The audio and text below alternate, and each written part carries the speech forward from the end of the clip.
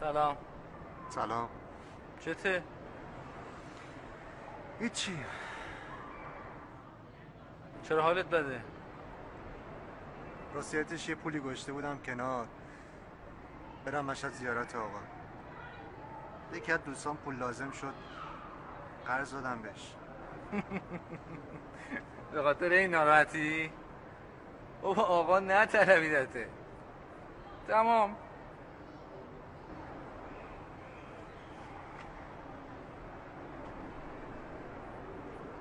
اینی که الان گفتم و شوخی کردم، ولی میدونی الان کجایی؟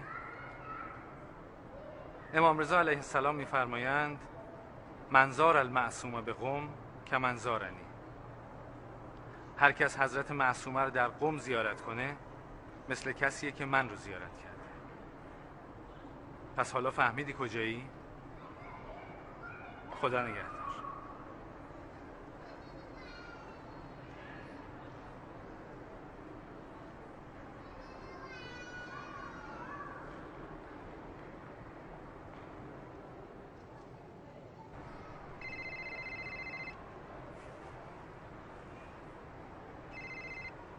سلام عمو جان. سلام عمو جان، حالت خوبه؟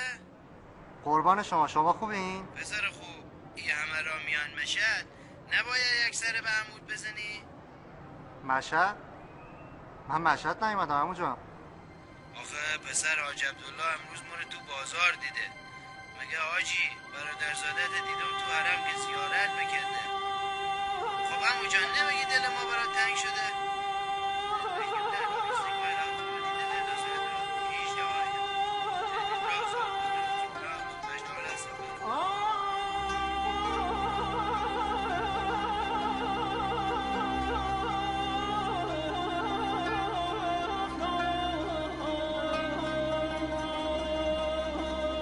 سلام علیک یا علی فرست.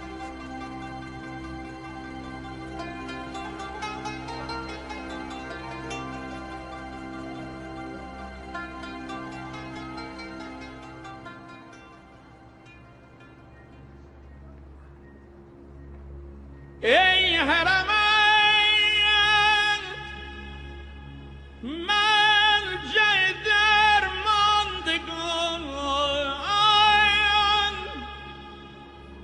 دور مران از در و راهم بده